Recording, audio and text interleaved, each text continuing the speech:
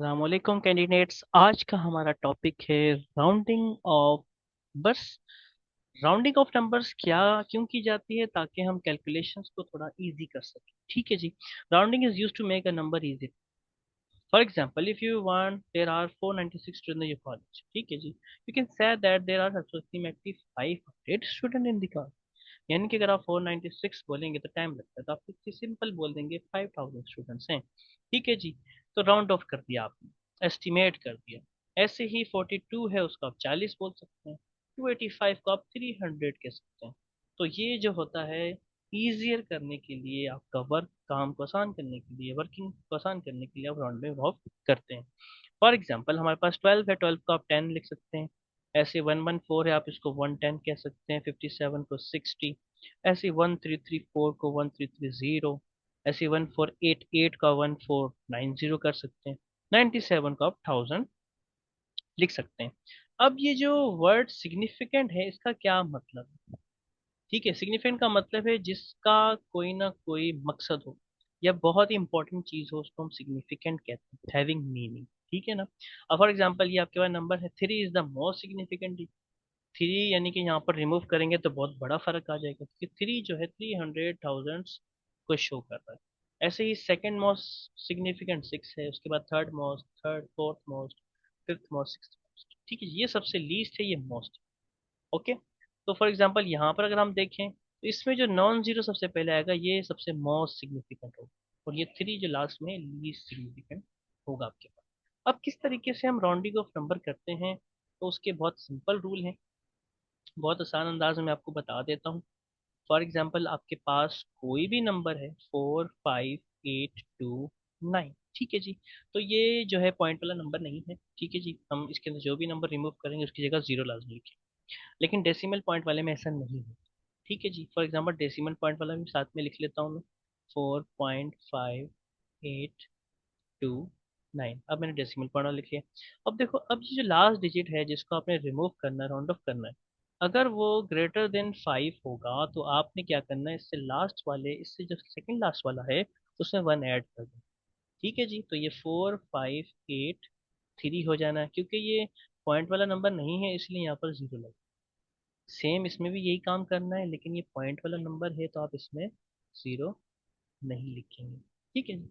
ऐसे ही अब आपने जैसे कि 3 को करना है, अब ये 5 से लेस है, तो जब 5 से लेस होगा तो आपने क्या करना है, जस्ट रिमूव कर देना। ठीक है जी। यहाँ पर भी ऐसे ही करेंगे, आप जस्ट रिमूव कर देंगे। तो इस तरीके से ये सेकंड स्टेप हो जाएगा। आगे चलते हैं। अब ये 5 बड़ा है, 8 बड़ा है 5 से, तो इसका मतलब ये 46 हो जाएगा, 800 हो जाएगा आपका। और ये हो जाएगा 4.6 हो जाना है। ठीक है जी। ऐसे ही और आगे आप करेंगे तो 46 का मतलब ये हो जाना है 540।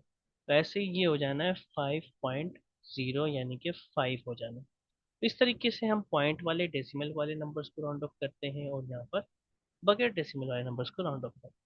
तो ये जो है आपकी वंस प्लेस कहलाती है, या टेन, ये थाउजेंड, फिर 10,000, 100,000।